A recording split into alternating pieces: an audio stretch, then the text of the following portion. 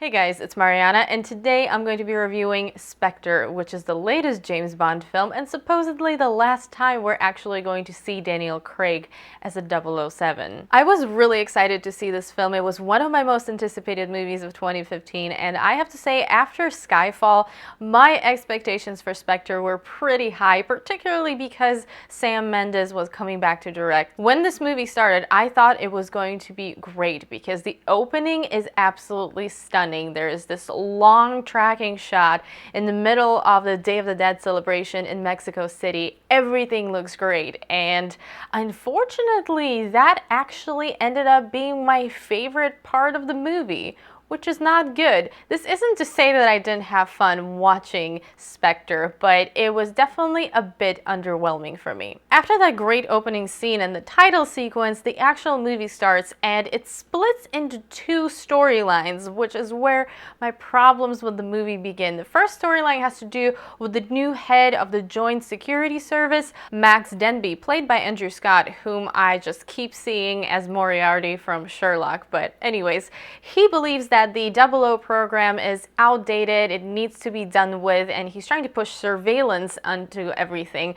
And then the second storyline has to do with James Bond, who has his own agenda, and he eventually discovers this shady organization called Spectre, led by Franz Oberhauser, played by Christoph Waltz. And Christoph Waltz is massively underused in this movie. When you have somebody like Christoph Waltz as your villain, you would think you would want to maximize that whole experience. But his role in Spectre is so much smaller than you would think even after watching the trailers. This movie just tried to do too much and have kind of two villains going on, and it really needed focus, particularly in the villain department. They either needed to focus on the whole surveillance thing or on Oberhauser, and honestly, they just should have focused on Oberhauser. Don't get me wrong, there are things to enjoy about this movie aside from the opening scene. For example, the action I thought was done really well. The fights are a lot of fun, and the car chase is something I really enjoyed. I also really like the supporting cast, particularly Ralph Fiennes as M and Ben Whishaw as Q. They are a pleasure to watch. As far as the Bond girl goes, I thought Léa Seydoux did a pretty good job with what she was given, but honestly, her character didn't really do much for me. I didn't think the character itself was particularly interesting. I didn't really buy the romance. This girl, Madeline, is no Vesper, let's be honest, and the whole ending and everything and how things worked out just didn't work for me. I did not believe that for 1 second. Ultimately, I thought Spectre really missed an opportunity to stand out, and personally, I really enjoy James Bond, and particularly Daniel Craig as James Bond. I think he's great, so I did have fun watching the movie. I thought it was good. It just wasn't great, which is what I wanted it to be and what it had the potential to be.